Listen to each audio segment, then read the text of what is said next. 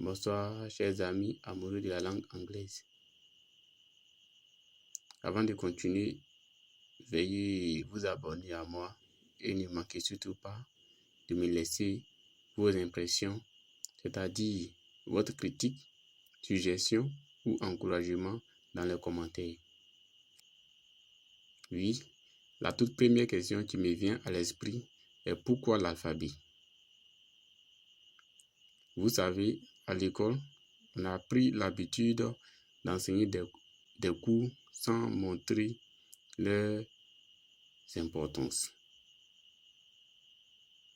C'est pourquoi, ensemble, nous allons apprendre l'alphabet anglais avant de montrer la nécessité de sa maîtrise. A, B, C, D, E, F, G, H, I, J, K, L, M, N, EU, P, Q, R, S, T, U, V, W, X, Y, Z in the British English, and Z in the American English. En anglais, il existe deux types de I. Le I court et le I long. La différence est que le I court, on le prononce faiblement. I. Par contre, le I long, on appuie là-dessus. I. Par exemple, ici, on dit I. Et voici le symbole qui est là. Short I. I. Et le I qui est ici avec deux points. I ici avec le point et les deux points à côté. Dès que vous voyez les deux points, ça veut dire qu'il faut appuyer sur le son. C'est pareil pour U, O. En phonétique, lorsque vous voyez ces deux points-là, vous devez accentuer, vous devez vous appuyer dessus. Et puis on dit B, C, D. Dans l'alphabet anglais, il faut vraiment être prudent. Parce que le G en anglais se lit G. Et le J se lit J. Donc il faut vraiment faire attention. Comme il disait tantôt, le O en anglais, ceci-là est un O court. Est un OU.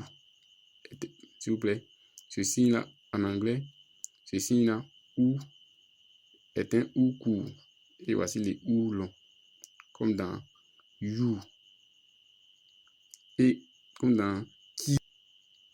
Et comme dans Kiu. Par contre, ici, ça c'est un OU court.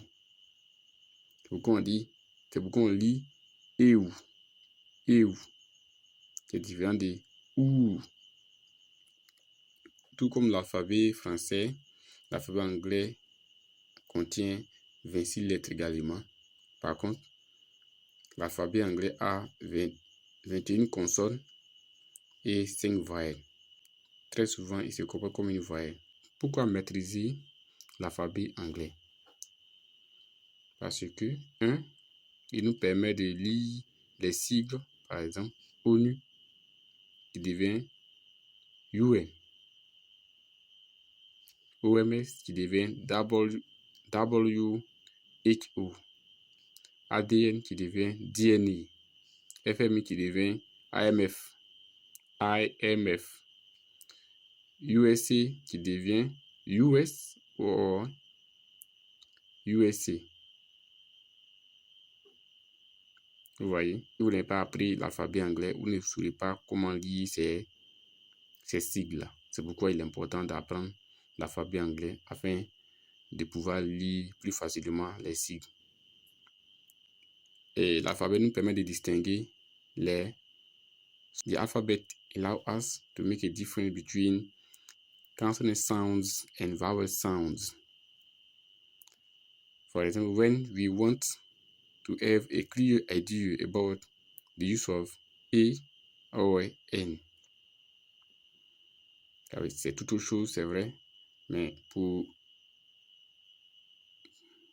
faire le choix entre E et N en anglais, E c'est pour les sons des consonnes et N c'est pour les sons des voyelles.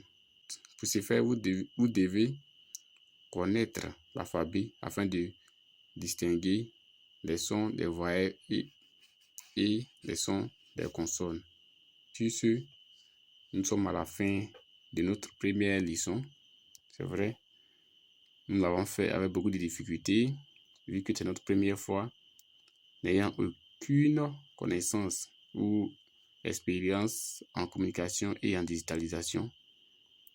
Merci d'avoir regardé avec beaucoup d'attention cette première vidéo. Rendez-vous pour un prochain numéro. Merci.